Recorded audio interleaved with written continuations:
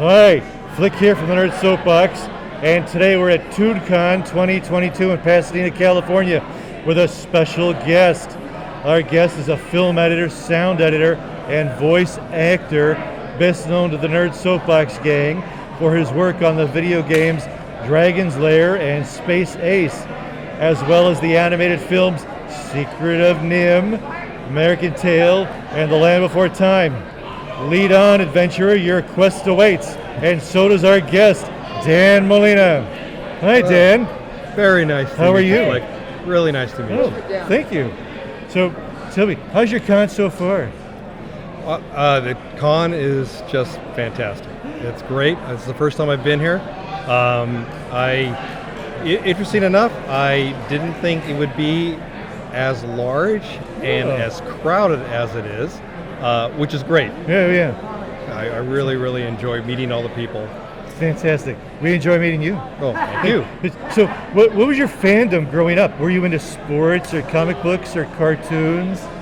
Cartoons. Yeah. Cartoons. I come from a family of 9 kids.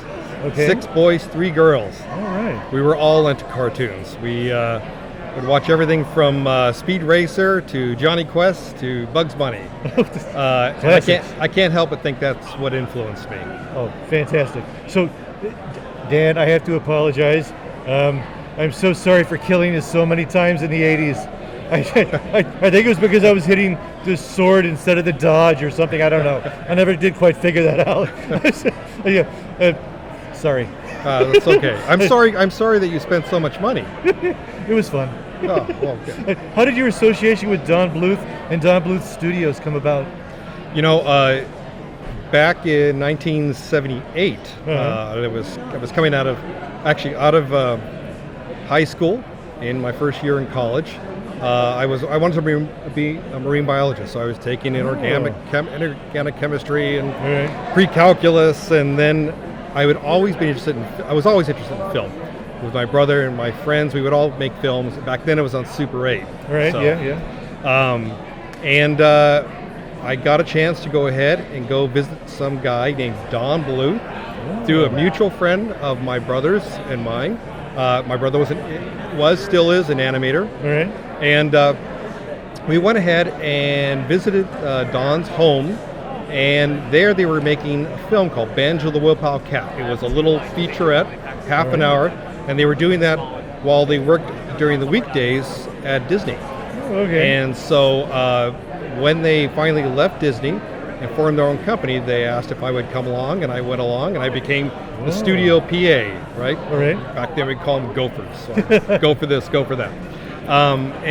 Which is great. I actually got to learn a lot about animation from that position, and how every department interacts with the other department, and then that's actually how I grew to gravitate towards editing. Oh, okay. And finally realized that I wanted to become an editor.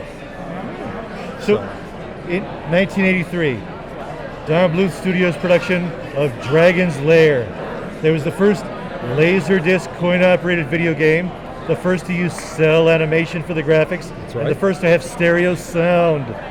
Tell me, when you were working on Dragon's Lair, did you have any idea that it was such a groundbreaking game and would just be such a phenomenal success? You know what? Everybody realized that it would be something different, right? Right. Classical animated feature animation together with this technology, which was on a laser disc, and no one really knew what it would become. And really, it was revolutionary. It came out, it did phenomenally, both monetarily but also critically. We were all, I think, just genuinely surprised how well it was received. Wow. How did you become cast as the voice of Dirk the Daring in Dragon's Lair? There's 2 answers to that. All One, no one would do the voice. And the second is no one could get as high as I could.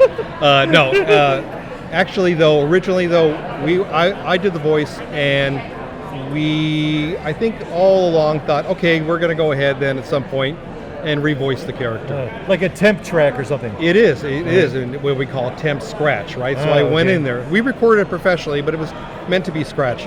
And everybody grew to love the voice.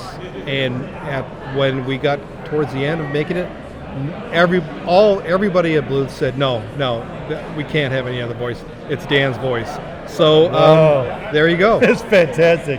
Okay, so how was Don Bluth as a director, and what were the recording sessions like for Dragon's Lair?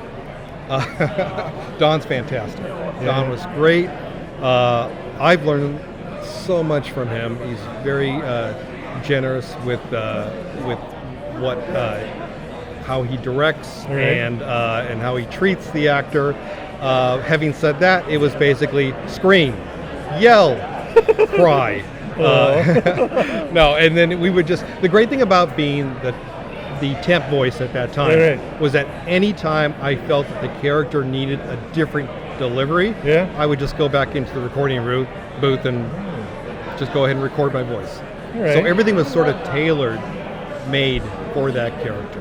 And then we made a library. We actually compiled a library of sounds, and I could use those over and over.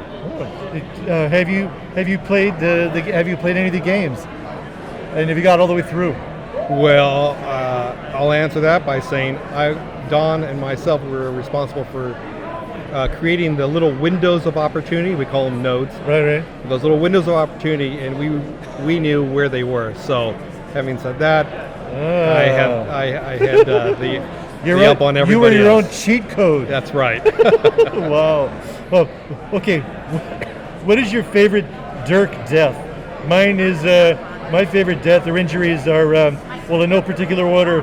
The Dirk getting squeezed to death by green tentacles and swinging on the burning rope and getting burned and falling to his death. Yeah. What were some of your favorites? Well, I gotta say probably my favorite one is when he dies on the drawbridge at the very beginning with those little snake guys with the eyeballs. Yes. Only because I ended up doing the voice for those characters. That's what they sound like. How could I not like that death? Exactly. Wow. So can we hear a little bit of Dirk maybe dying or getting severely injured? All right, it would make me extremely happy. Oh, okay. So how about falling to death? And there's one where he would fall in a series of levels. Or as he's burning on fire, right? It was fantastic. Wow. Okay. All right. So what is it like? What was it like visiting an arcade back in the 80s when Dragon's Lair was first released? That actually was such a great. The equivalent of that would be to go ahead and see a movie that you've worked on. All right.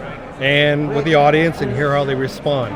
Well, here you are now in an arcade with a bunch of people. A lot of arcades had monitors mounted above the cabinet so that people way back could watch the game player.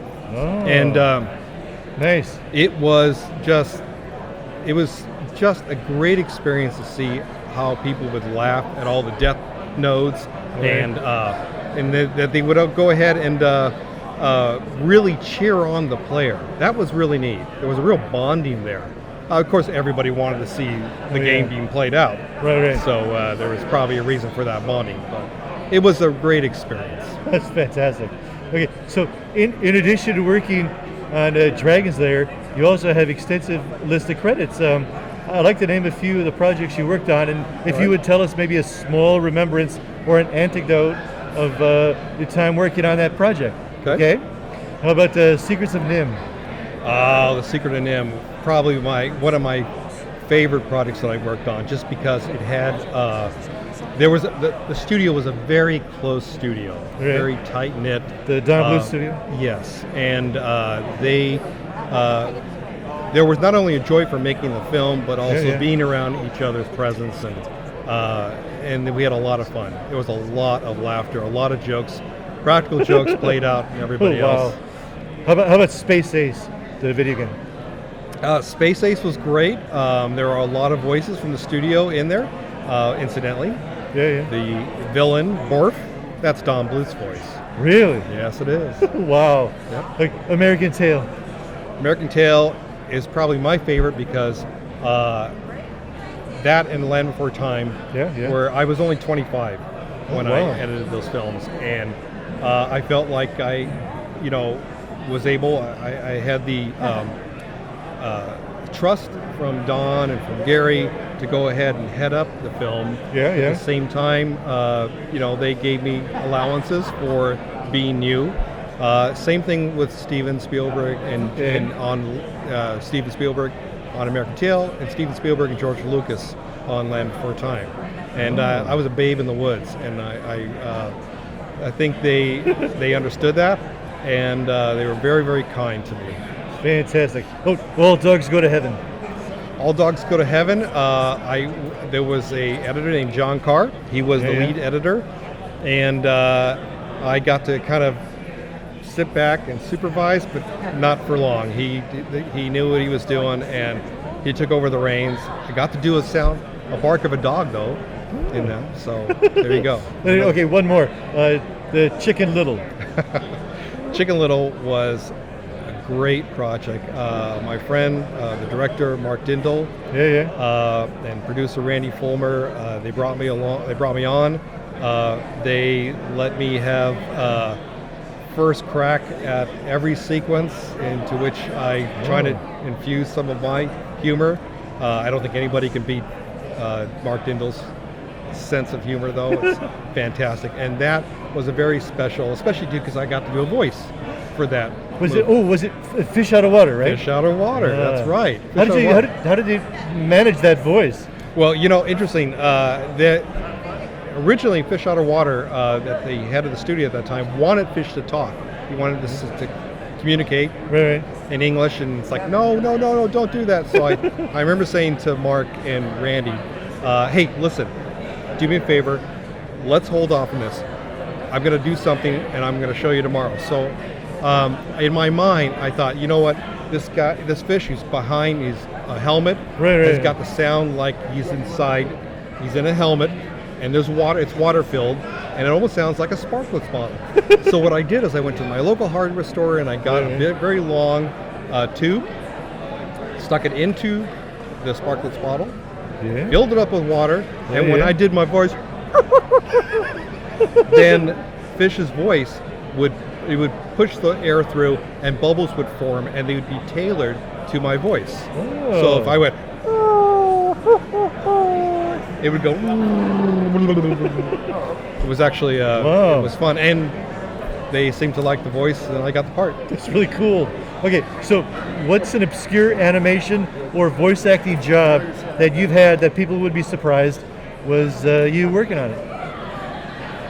Oh boy, I've actually done a voice in every one of the films I've ever worked on or projects. Really? Some of them unbeknownst to people. Somehow they made it in there. Oh, somehow. Wink, wink. Yeah, well, when you're the editor. I love that. That's awesome. Okay, what are you working on now? Actually, there's a project called Monsters at Work. Monsters at Work? And it's on Disney Plus. Okay. And we had a first season, and right now there's a second season. Oh, all right. Monsters at Work. Worth checking out. Yeah. Okay. Are you on social media? No, I'm not. Okay. I'm sorry. I'm so busy right now during the day. But gee, Dan, thanks for talking to us. That was fantastic. Like, really nice meeting you. Yeah. I'm so sorry I killed you so many times. Could you take us out with just a pinch more Dirk? All right. Ready? Yeah. Can you do it? Can you copy me? Or show me the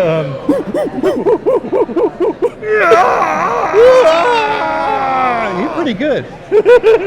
Maybe we should do the sequel. Oh, that would in 3D. Yeah. Smell-o-vision. Ooh. Starring Flick. Yeah. Smell-o-vision. Because we already did 3D. All right. There. Let's see who else we can talk to at Toon Con 2022. All right.